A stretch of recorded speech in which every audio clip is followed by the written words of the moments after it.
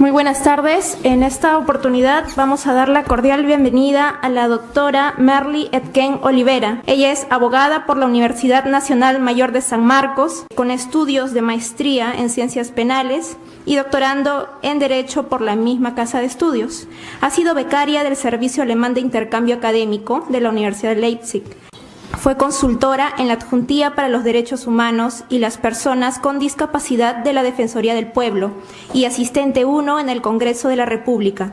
Actualmente la doctora Etken es abogada asociada y asistente científico del estudio Pariona Abogados.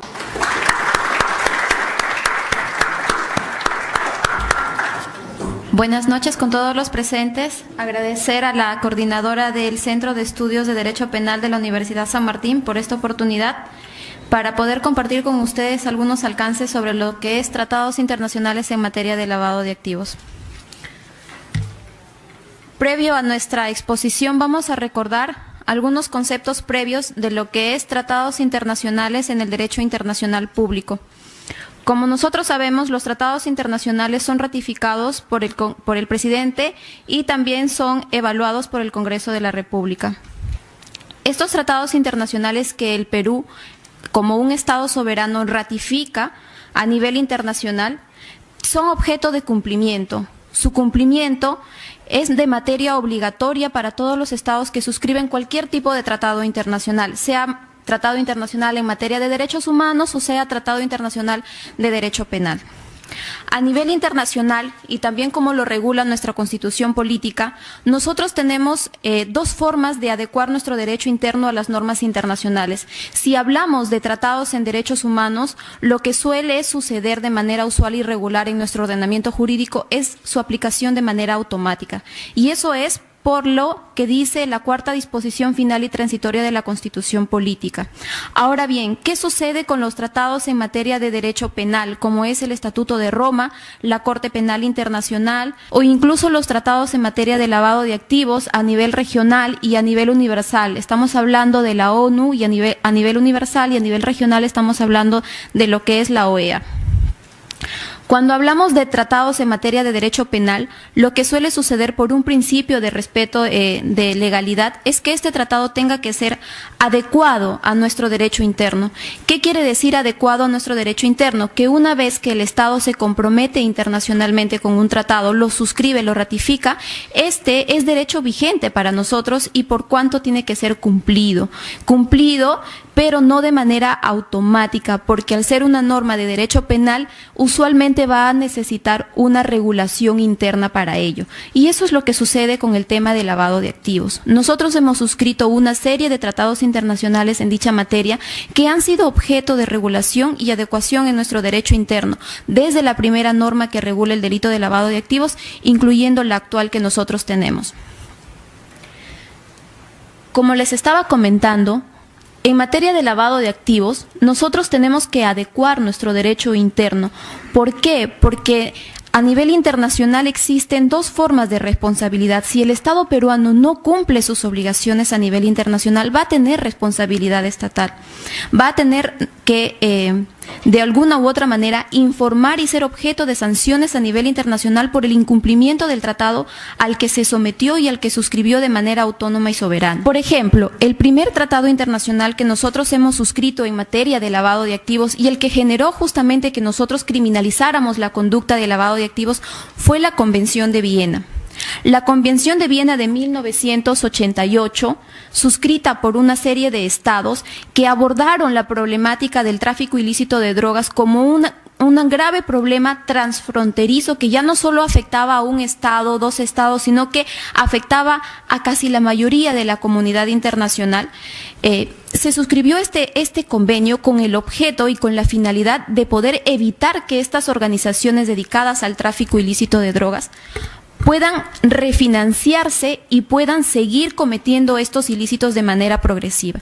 Entonces, ¿qué es lo que se hizo? Se dijo, bueno, si el tráfico ilícito de drogas da determinadas ganancias, da determinados efectos, da determinados bienes, da un producto del delito, vamos a evitar que ese producto sea introducido al tráfico legal y ese producto sea objeto de refinanciamiento de esta actividad criminal. Es por eso que en Viena, por primera vez, por favor, anterior. Es por eso que en Viena por primera vez se tipifica como delito el lavado de activos, por primera vez. Luego vamos a ver cómo es que Viena va a ser objeto de evaluación en nuestro ordenamiento interno y cómo es que por Viena nosotros empezamos a tipificar el delito de lavado de activos. ¿Qué es lo que importa para nosotros en Viena? Importa algo muy importante y trascendental que va a ser transversal a todos los tratados internacionales, que es la constitucionalidad con la que estos tratados van a tener que ser recibidos en nuestro derecho interno y tener que ser adecuados de acuerdo a nuestras normas constitucionales. Siguiente. Luego de Viena vino la Convención Interamericana para la Represión del Financiamiento del Terrorismo. Esa diapositiva está mal. Vino el Convenio Internacional para el Financiamiento del Terrorismo. El Convenio Internacional para el Financiamiento del Terrorismo, si bien es cierto, no te establecía una conducta propia de lavado de activos, pero sí te establecía las consecuencias de financiar el terrorismo con el dinero obtenido de alguna manera por una actividad económica, actividad previa delictiva. ¿Y cuáles eran estos delitos que se cometían usualmente por el tema del terrorismo, un delito grave y que también mereció objeto de pronunciamiento por los estados? Decía que era el apoderamiento ilícito de las aeronaves, delitos contra la seguridad de aviación civil, también el delito contra la seguridad marítima, etc. Siguiente, por favor. Luego de esta convención viene una convención importante a raíz de la cual ya el delito de lavado de activos ya no va a ser solo el delito, su delito precedente no va a ser tráfico ilícito de drogas, sino va a ser un delito abierto a otros delitos que generen una ganancia ilícita. ¿Cuál es este convenio? Es la Convención de Palermo o la Convención de las Naciones Unidas contra la Delincuencia Organizada Transnacional. Este convenio es importante y va a ser objeto de debate incluso hasta ahora, por varias razones. Porque nos abre un catálogo, si bien es cierto, nos abre un catálogo para que cada uno de los países miembros puedan tipificar a una gama más amplia posible de delitos precedentes de los cuales se puede dar el delito de lavado de activos. Nos dice, entre ellos nos dice 4 principalmente. Nos dice los delitos que son cometidos a partir de una organización criminal. Y nos dice, ¿por qué una organización criminal? Porque las organizaciones criminales ya están dando golpes importantes a la soberanía de los estados, están dando golpes importantes a las economías de los estados y se están potencializando, se están modernizando. Entonces los estados tendrían que hacer fuerza a esa criminalidad organizada y por eso es que justamente reprimen no solo ya el tráfico ilícito de drogas que provenía ya de una criminalidad organizada, sino que la criminalidad organizada propiamente. También está el delito de corrupción de funcionarios. A nivel internacional, la corrupción de funcionarios también es un problema grave y así ha sido entendido no solo a nivel universal, sino también a nivel regional. También están los delitos contra la administración de justicia y los delitos graves. El que nos va a dar mayor pelea para el entendimiento de lo que es el delito de lavado de activos en nuestra legislación es justamente este último, lo que es delitos graves, su comprensión, su entendimiento y justamente que el último plenario se ha pronunciado sobre lo que significaría para ellos delitos graves. ¿Qué significa para Palermo delitos graves? Significa delitos cuya pena máxima es de hasta 4 años y cuando sean de carácter transnacional y entrañen la participación de un grupo delictivo organizado. Ahora, ¿cuál es la salvedad que nos ofrece Palermo frente a esta disposición jurídica? Porque como ustedes verán, que la pena máxima sea 4 años, pues nosotros calificamos ampliamente con todo el Código Penal. Pero lo que nos dice Palermo a efectos de interpretar es algo que les acabo de decir hace un momento, que es una cláusula de constitucionalidad transversal a todos los tratados. O sea, que si el Estado peruano quiere adecuar esa gravedad de ese delito, tiene que hacerlo de acuerdo a sus normas constitucionales y verificar cómo es que se ha tipificado cada delito en nuestro Código Penal o los delitos que generen ganancias. Siguiente diapositiva, por favor. Luego está la Convención de Naciones Unidas contra la Corrupción, mejor conocida como Mérida. Esta convención nos habla sobre todo y principalmente de los delitos de corrupción de funcionarios. Desarrolla de manera más categórica, de manera más amplia lo que Palermo nos decía sobre delitos de corrupción de funcionarios.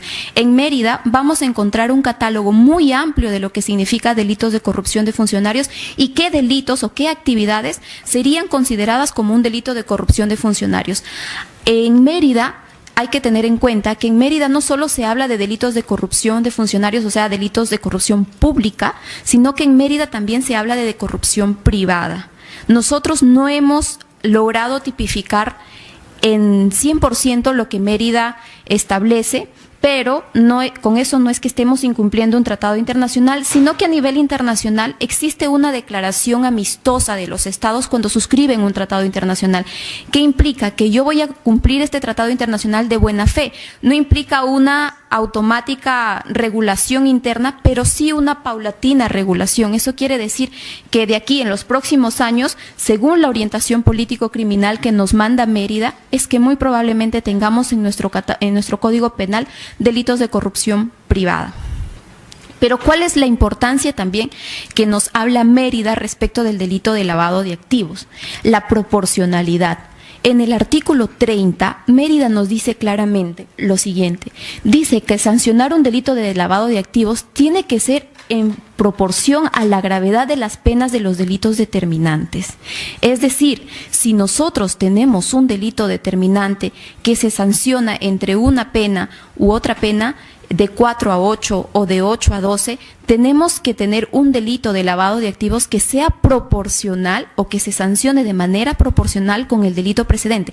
No importa si el agente que lava el dinero de lavado de activos no es el mismo el que interviene en el delito precedente, no importa. Lo que estamos hablando aquí es la proporcionalidad de las penas.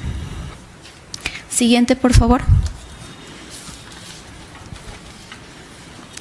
Ahora bien, lo que nos habla el reglamento modelo de la CICAT para nosotros, que también lo hemos suscrito en el año 2002, es cuáles son los delitos precedentes, pero aparte de ello, es una norma que de manera un poco más categórica que las demás que hemos abordado ahora, te dice que el delito de lavado de activos es un delito autónomo.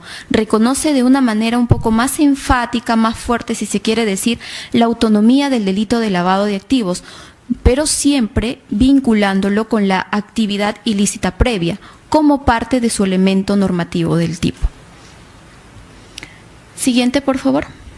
Hay otros instrumentos internacionales, como por ejemplo las 40 recomendaciones de la GAFI. ¿Por qué es importante la GAFI para nosotros? Porque la GAFI, dentro de sus recomendaciones, y algo que sí ha merecido que nuestro ordenamiento jurídico responda, es la formación de la UIF.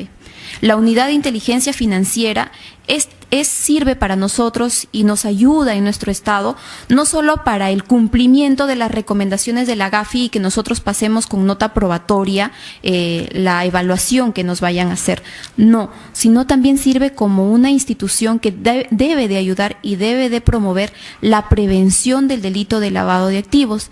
A partir de la UIF es que las personas, los agentes obligados, que son las empresas que manda la norma, el decreto legislativo 1106 o incluso el reglamento de la GAFI, de la UIF, disculpen, estos sujetos obligados, cuando encuentren una operación sospechosa, la tienen que inmediatamente o en un plazo prudencial calificada como operación sospechosa, tienen que transmitirla, esa información, a la UIF. La UIF va a ver y va a evaluar si esa información es importante y útil para ellos y decidirá o hacer un proceso de investigación un poco largo o no hacerlo. Si no hay un delito que investigar según la UIF o no hay algo que investigar, simplemente se quedará como una nota de información de la UIF, nada más. Pero si hay algún indicio, sospecha razonada en base a documentos que la UIF haya evaluado, la UIF debería de remitir un reporte de inteligencia financiera al Ministerio Público. O también lo puede hacer a pedido del Ministerio Público. Estos reportes de la Unidad de Inteligencia Financiera pueden ser incluidos válidamente en un proceso penal. Eso es decisión del juez que investigue, del fiscal que investigue un delito de lavado de activos. Importante también es la declaración de los principios de Basilea sobre la prevención y utilización del sistema bancario para blanquear fondos. Aquí ponen mayor énfasis en la diligencia debida de la UIF. ¿Qué significa diligencia debida para la UIF? Diligencia debida implica que la UIF, cuando tiene una operación sospechosa o cuando el agente obligado reporta o conoce de una operación sospechosa, esta operación sospechosa tiene que ser reportada en un tiempo prudencial para que la UIF pueda actuar de manera eficaz, para que la UIF pueda obtener información certera y en el tiempo en que la operación se puede estar dando, para que la UIF pueda reportar esto a las autoridades competentes, para que la UIF pueda levantar el secreto bancario y la reserva tributaria, o para que la UIF incluso pueda pedir el congelamiento de las cuentas. La diferencia entre levantar el secreto bancario y reserva tributaria como función de la UIF es que esto lo tiene que pedir al juez. En cambio, el congelamiento de una cuenta lo puede hacer de oficio. La Convención Europea sobre el Blanqueo, Seguimiento y Secuestro y Decomiso del Producto del Crimen, suscrita por nosotros, todavía no ratificada, en diciembre de 1990. Cualquier delito puede ser delito fuente del delito de lavado de activos. Ahora bien, hemos hablado lo que significan, lo que son los tratados internacionales de los cuales nosotros somos parte para el delito de lavado de activos. Ahora vamos a ver cómo es que han influido estos tratados internacionales en la normativa interna que nosotros tenemos para el lavado de activos. Siguiente diapositiva, por favor. Siguiente. Por ejemplo, nuestra primera ley de lavado de activos es el Decreto Legislativo 736 del 8 de noviembre de 1991. Como recordamos, en 1991 para nosotros estaba vigente Viena. Entonces, el lavado de activos en ese tiempo formaba parte del tráfico ilícito de drogas. Era un supuesto más de tráfico ilícito de drogas. Lo mismo sucedía con la ley número 25404, con la diferencia de que aquí se sacó se sacó lavado de activos de tráfico ilícito de drogas y se lo llevó hasta receptación, porque la figura era muy similar. Luego tenemos el decreto legislativo número 25428, en donde se devuelve al delito de lavado de activos, se devuelve otra vez como parte del delito de tráfico ilícito de drogas. Y como verán, seguimos en Viena porque Viena nos decía que era parte de tráfico ilícito de drogas.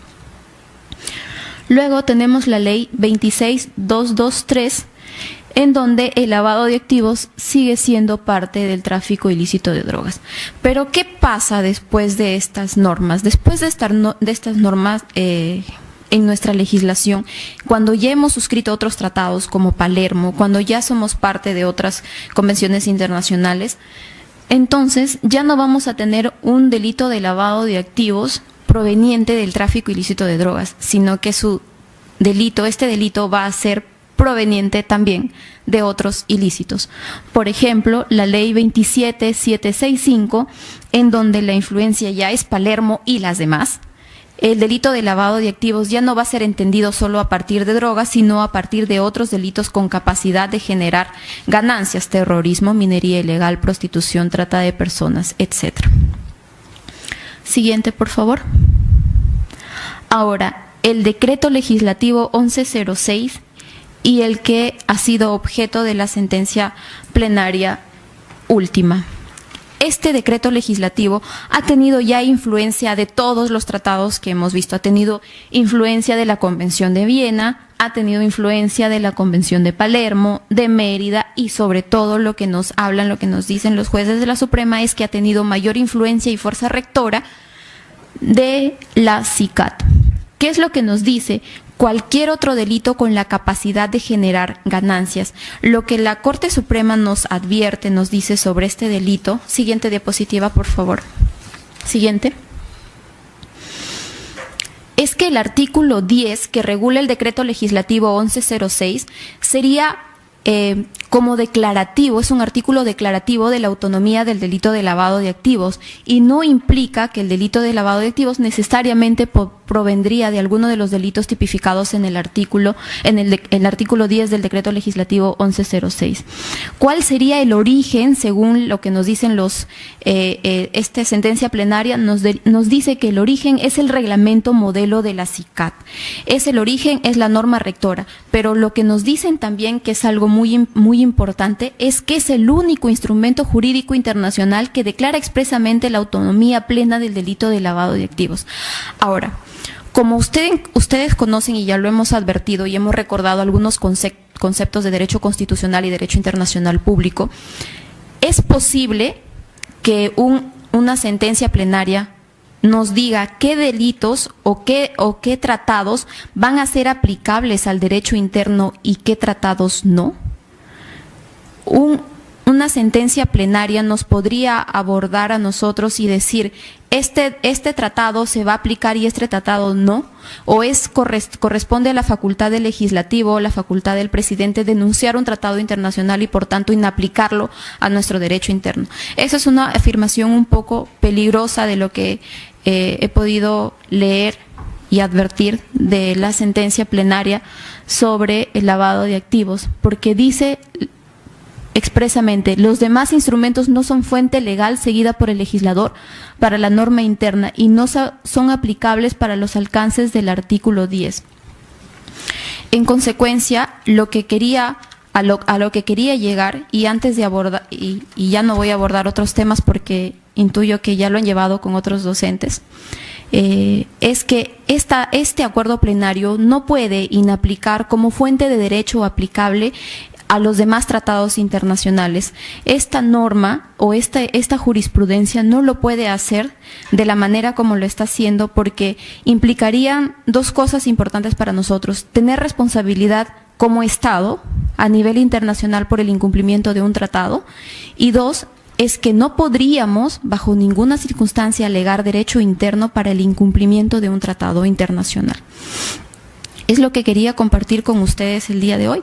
Espero que les haya podido servir y sobre todo espero que hayan podido entender y comprender lo que les he querido presentar. Gracias.